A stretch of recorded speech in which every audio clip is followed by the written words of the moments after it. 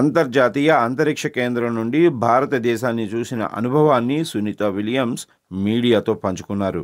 హిమాలయాలు, ముంబై, గుజరాత్ తీరాల అందాన్ని ఆమె తరచూ చూసేవారంట. భారత సంతతికి చెందిన అమెరికన్ అయిన సునీత విలియమ్స్ అంతర్జాతీయ అంతరిక్ష కేంద్రంలో సుమారు 9 నెలలకు పైగా ఉండిపోయారు. కేవలం 9 రోజులకని వెళ్లి అక్కడ చిక్కుకుపోయారు. అంతర్జాతీయ అంతరిక్ష కేంద్రం అనేది భూమికి 400 కిలోమీటర్ల ఎత్తులో భూమి చుట్టూ తిరుగుతూ ఉంటుంది. ఇది ఒక విశ్వంలో ఉండే రహస్యాలను కనుగొనడానికి నిరంతరం ప్రయత్నించే అద్భుతమైన ఒక ప్రయోగశాల. ఇది భూమి చుట్టూ అత్యంత వేగంగా తిరుగుతుంటుంది. భూమి చుట్టూ ఇది ఒక రౌండ్ వేయటానికి కేవలం 90 నిమిషాలు పడుతుంది. అందువల్లనే ఐఎస్ఎస్లో ఉన్న సునీత విలియమ్స్ రోజుకు సుమారు 16 సార్లు భూమి చుట్టూ తిరిగేవారు. ఈ క్రమంలో అనేక దేశాల భౌగోళిక పరిస్థితులు, వాతావరణ పరిస్థితులపై అధ్యయనం చేసేవారు. అందులో భాగంగానే భారతదేశానికి చెందిన ఎన్నో విషయాలపై ప్రయోగాలు చేశారు. అంతర్జాతీయ అంతరిక్ష కేంద్రంలో ఉంటూ భారతదేశం గురించి ఎన్నో విషయాలు తెలుసుకున్నారో సునీత విలియమ్స్ చెప్పిన విశేషాలు ఇప్పుడు చూద్దాం. హిమాలయాల గురించి సునీత విలియమ్స్ ప్రత్యేకంగా మాట్లాడారు. ప్రతిసారి వాటిని దాటినప్పుడు ఫోటోలు తీసేవారమని ఆమె చెప్పారు. గుజరాత్, ముంబై వైపు వెళ్తున్నప్పుడు తీరం వెంబడి లైట్ హౌస్ లాగా పడవలు కనిపిస్తాయని ఆమె అన్నారు. భారతదేశం దీపాల వలలా ఉంటుందని ఆమె అభివర్ణించారు. పెద్ద నగరాలు, చిన్న నగరాలు అంతరిక్షం నుంచి చాలా అద్భుతంగా కనిపిస్తాయని అన్నారు. సునీత విలియమ్స్ పెద్దలు గుజరాత్లోని జులాసన్ గ్రామానికి చెందినవారు. ఐఎస్ఎస్ ద్వారా గుజరాత్ మీదుగా వెళ్తున్నప్పుడు చాలా ఆనందంగా అనిపించేదని ఆమె తెలిపారు.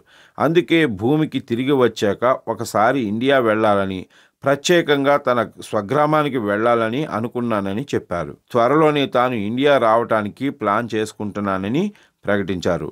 సునీత విలియమ్స్ గత ఏడాది జూన్ నెలలో ఆమె అంతరిక్ష కేంద్రానికి వెళ్లారు. సాంకేతిక సమస్యల వల్ల ఆమె తిరిగి రావటం ఆలస్యమైంది. ఎట్టకేలకు ఆమె భూమికి తిరిగి రావటం, ల్యాండింగ్ సజావుగా సాగటంతో ఇండియాలో, ముఖ్యంగా గుజరాత్ రాష్ట్రంలోని ఆమె పూర్వీకులు స్వగ్రామంలో ప్రజలు సంబరాలు చేసుకున్నారు. Let me address the second question real quickly. India is amazing. Every time we went over the Himalayas, and I'll tell you, Butch got some incredible pictures of the Himalayas. Just amazing.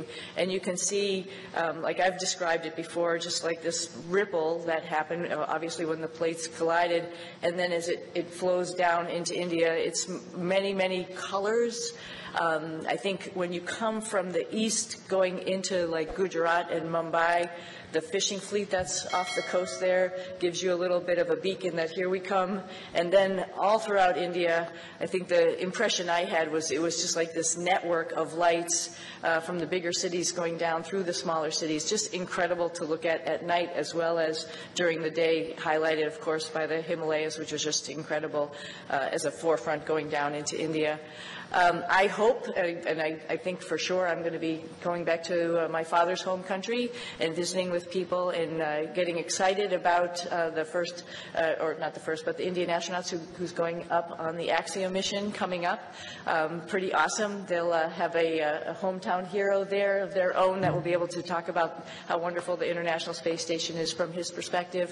But I hope I can meet up at some point in time and we can share our experiences with as many people in India as possible, because it's a great country, another wonderful democracy that's trying to put its foot in the space countries, and I would love to be part of that and help them along.